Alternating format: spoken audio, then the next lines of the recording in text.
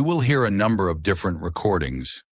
All the recordings will be played once only. The test is in 4 parts. You will have 10 minutes at the end of the test to transfer your answers to the answer sheet. Now turn to part 1. First, you have some time to look at questions 1 to 5.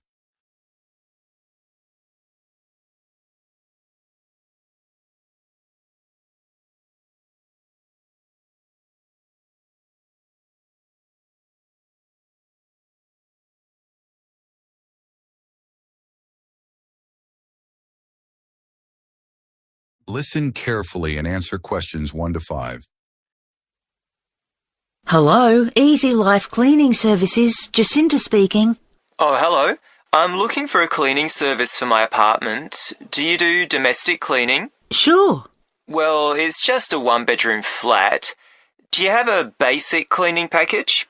Yes, for a 1-bedroom flat, we're probably looking at about 2 hours for a clean. So we do a thorough clean of all surfaces in each room and polish them where necessary. Does your apartment have carpets? No, I don't have any, but the floor would need cleaning. Of course, we do that in every room. And we do a thorough clean of the kitchen and bathroom. Okay. Then we have some additional services which you can request if you want. So, for example, we can clean your oven for you every week. Actually, I hardly ever use that. But can you do the fridge? Sure. Would you like that done every week? Yes, definitely. And would ironing clothes be an additional service you can do? Yes, of course. It wouldn't be much, just my shirts for work that week. That's fine. And we could also clean your microwave if you want. No, I wipe that out pretty regularly, so there's no need for that. We also offer additional services that you might want a bit less often, say every month. So, for example, if the inside of your windows need cleaning, we could do that. Yes, that'd be good. I'm on the 15th floor, so the outside gets done regularly by specialists, but the inside does get a bit grubby. And we could arrange for your curtains to get cleaned if necessary. No, they're okay. But would you be able to do something about the balcony? It's quite small, and I don't use it much, but it could do with a wash every month or so. Yes, we can get the pressure washer onto that.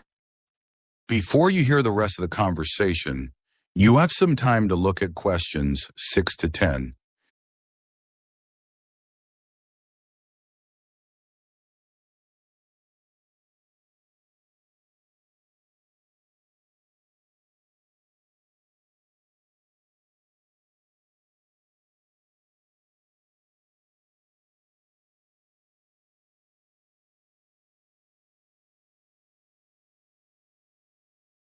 Now listen and answer questions 6 to 10. Now, if you're interested, we do offer some other possibilities to do with general maintenance. For example, if you have a problem with water and you need a plumber in a hurry, we can put you in touch with a reliable one who can come out straight away. And the same thing if you need an electrician. Right, that's good to know. I've only just moved here, so I don't have any of those sorts of contacts. And I don't know if this is of interest to you, but we also offer a special vacuum cleaning system which can improve the indoor air quality of your home by capturing up to 99% of all the dust in the air. So if you're troubled by allergies, this can make a big difference. Right, in fact, I don't have that sort of problem, but I'll bear it in mind. Now, can you tell me a bit about your cleaning staff? Of course. So all our cleaners are very carefully selected. When they apply to us, they have to undergo a security check with the police to make sure they don't have any sort of criminal background. And of course, they have to provide references as well. Then if we think they might be suitable for the job, we give them training for it. That lasts for 2 weeks, so it's very thorough, and at the end of it they have a test. If they pass that, we take them on, but we monitor them very carefully. We ask all our clients to complete a review of their performance after every visit and to email it to us, so we can pick up any problems straight away and deal with them. Okay, well, that all sounds good. And will I always have the same cleaner? Yes, we do our best to organise it that way, and we usually manage it. Good, that's fine. Right, so I'd like to go ahead and... That is the end of part 1. You now have half a minute to check your answers.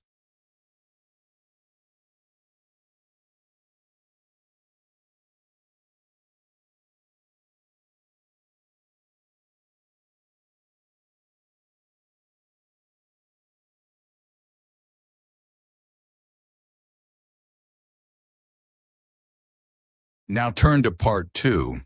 First, you have some time to look at questions 11 to 14.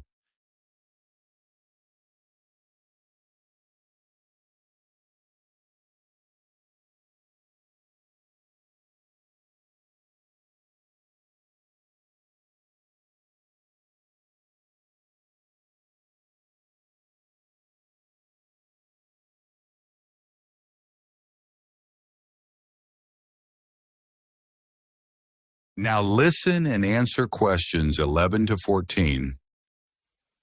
As many of you here today have worked in the hotel industry for some time, I'm sure you have experienced the problem of high staff turnover in your hotels. Every hotel relies on having loyal and experienced members of staff who make sure that everything runs smoothly. If staff are constantly changing, it can make life difficult for everyone. But why do staff leave frequently in many hotels?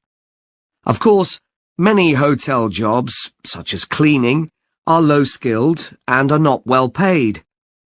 A lot of managers think it's this and the long hours that are the main causes of high staff turnover.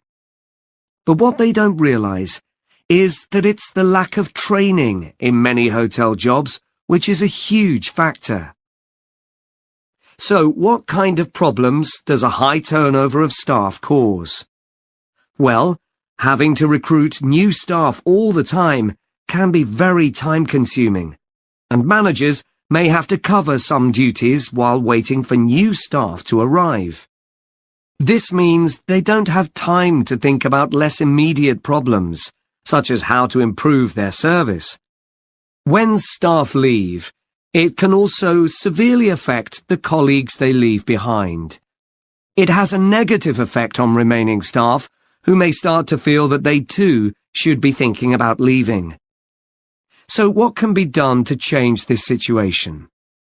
Firstly, managers should stop making basic errors which leave their staff feeling upset and resentful.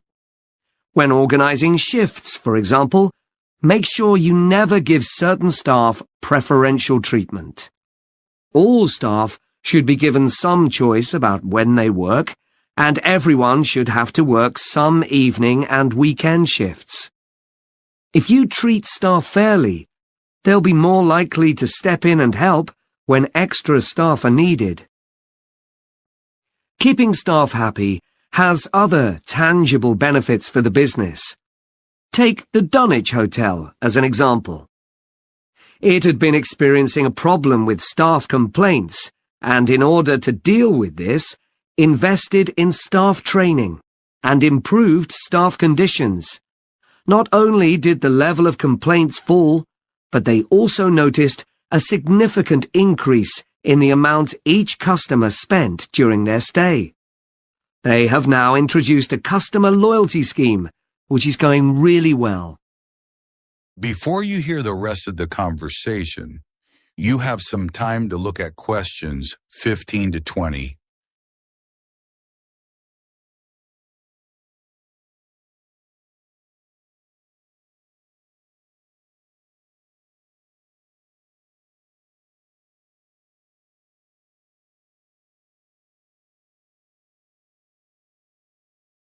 Now listen and answer questions 15 to 20.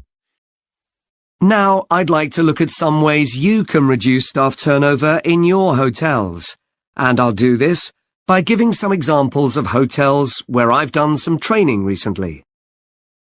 The Sun Club received feedback which showed that staff thought managers didn't value their opinions.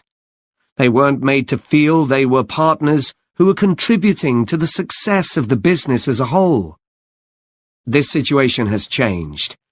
Junior staff at all levels are regularly invited to meetings where their ideas are welcomed. A year ago, the Portland recognized the need to invest in staff retention. Their first step was to introduce a scheme for recognizing talent amongst their employees. The hope is that organizing training for individuals with management potential will encourage them to stay with the business.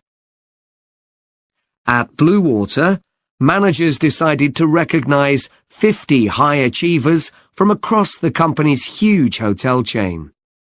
As a reward, they're sent on an all-expenses-paid trip abroad every year.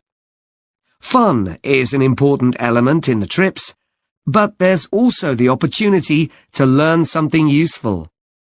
This year's trip included a visit to a brewery, where staff learned about the new beer that would be served in the hotel. Pentlow Hotels identified that retention of junior reception staff was an issue. In order to encourage them to see that working in a hotel could be worthwhile and rewarding with good prospects, they introduced a management program. These staff were given additional responsibilities and the chance to work in various roles in the hotel. Green Planet wanted to be seen as a caring employer. To make life easier for staff, many of whom had childcare responsibilities, the hotel began issuing vouchers to help cover the cost of childcare.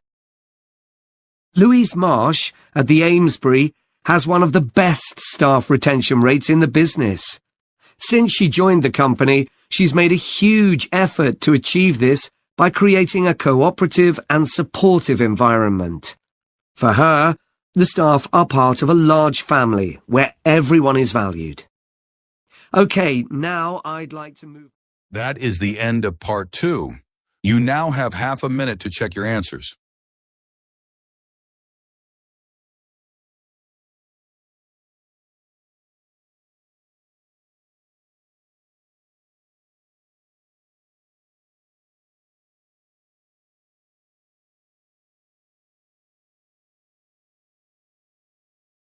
Now turn to part 3.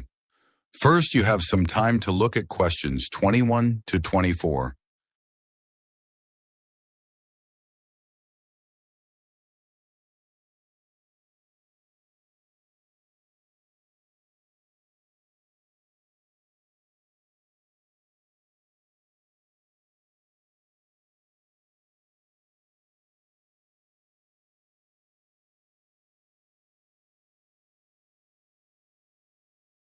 Now listen and answer questions 21 to 24. Hi, Thomas. How are you enjoying the course so far? Yeah, I think it's good. Remind me, why did you decide to study sports science? Didn't you want to be a professional athlete when you were at school? Yeah, that was my goal, and all my classmates assumed I would achieve it. They thought I was brilliant. That must have been a nice feeling. I thought I could win anything. There was no one who could run faster than me. Exactly. So what happened? Did your mum and dad want you to be more academic? Not at all. Perhaps they should have pushed me harder, though. What do you mean? I think I should have practiced more. What makes you say that? Well, I went out to Kenya for a couple of weeks to train. Really? Oh, I didn't know that. I was chosen to go there out of loads of kids and run with some of the top teenage athletes in the world. And I was so calm about it. I just kept thinking how fortunate I was, what a great chance this was. Everyone back home was so proud of me. But once we started competing, I very quickly realised I wasn't good enough. That must have been a huge shock. I thought, this can't be happening. I was used to winning. I'm sorry to hear that. It's okay. I'm over it now, and I think it's much better to do a university course. And this one has such a variety of sports-related areas. It's going to be good. Oh, I agree. I chose it because of that. Before you hear the rest of the conversation, you have some time to look at questions 25 to 30.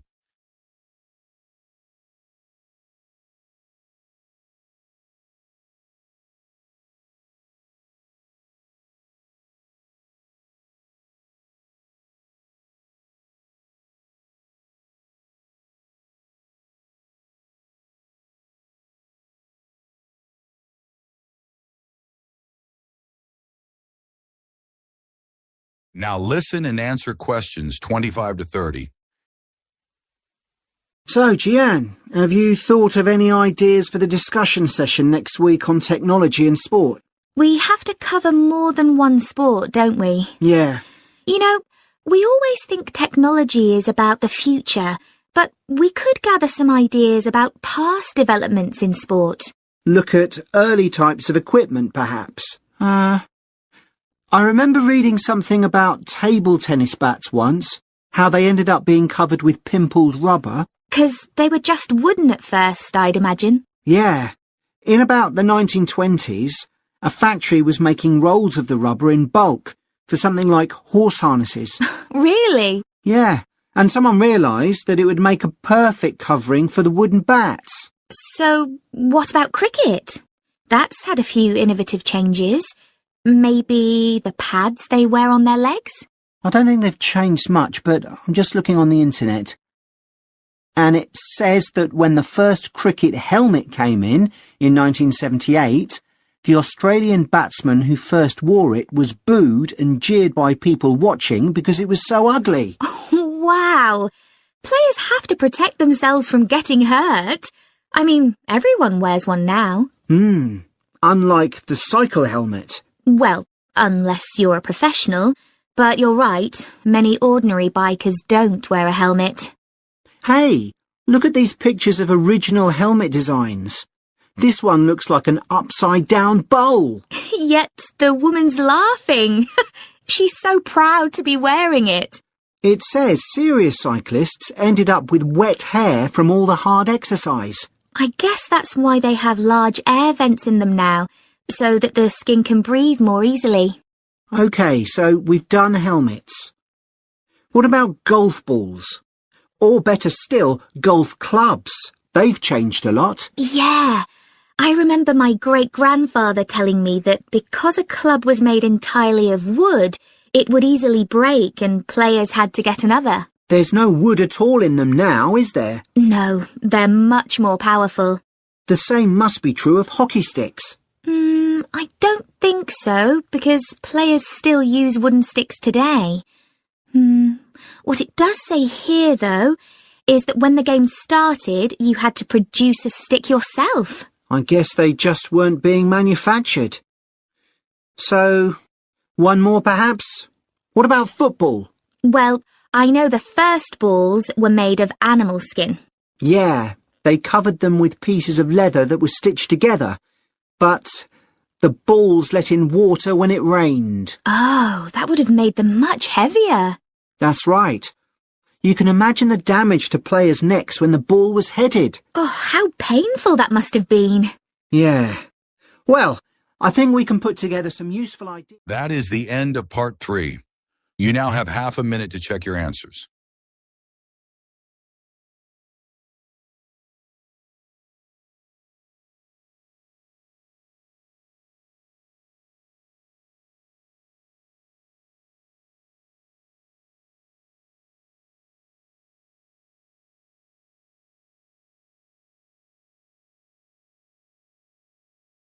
Now turn to part 4. First, you have some time to look at questions 31 to 40.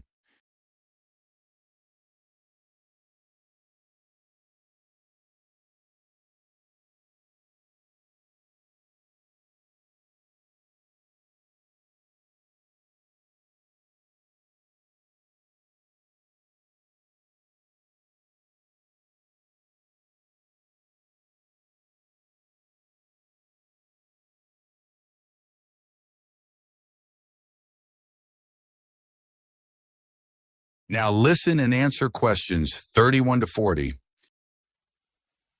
Hello, everyone. Today, we're going to look at another natural food product, and that's maple syrup. What is this exactly? Well, maple syrup looks rather like clear honey, but it's not made by bees. It's produced from the plant fluid, or sap, inside the maple tree, and that makes maple syrup a very natural product.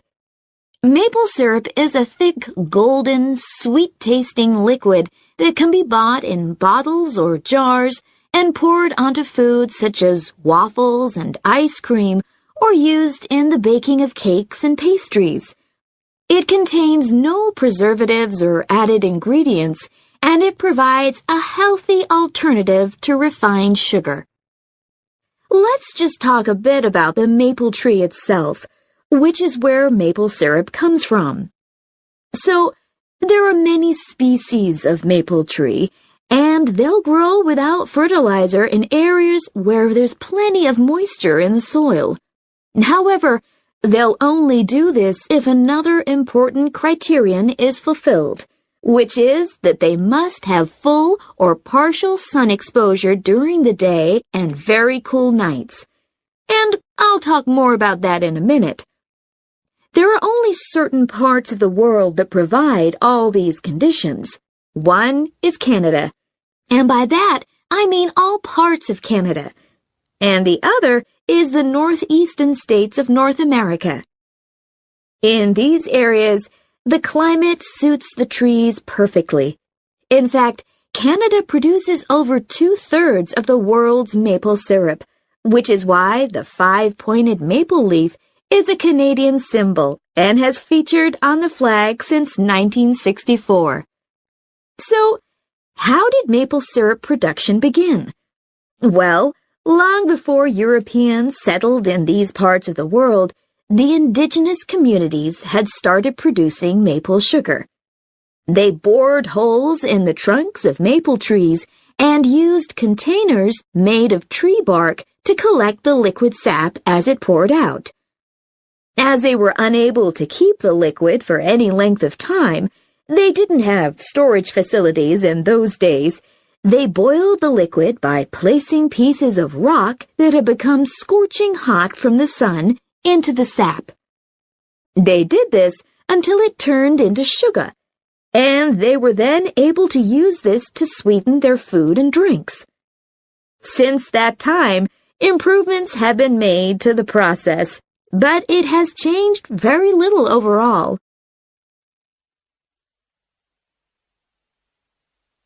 So, let's look at the production of maple syrup today. Clearly, the maple forests are a valuable resource in many Canadian and North American communities. The trees have to be well looked after, and they cannot be used to make syrup until the trunks reach a diameter of around 25 centimeters. This can take anything up to 40 years. As I've already mentioned, maple trees need the right conditions to grow and also to produce sap. Why is this?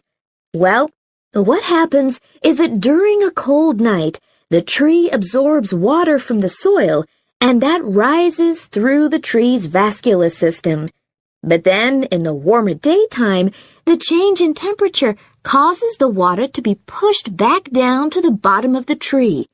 This continual movement, up and down, leads to the formation of the sap needed for maple syrup production.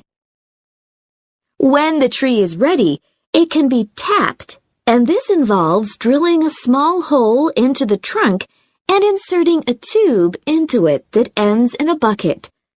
The trees can often take several taps, though the workers take care not to cause any damage to the healthy growth of the tree itself. The sap that comes out of the trees consists of 98% water and 2% sugar and other nutrients.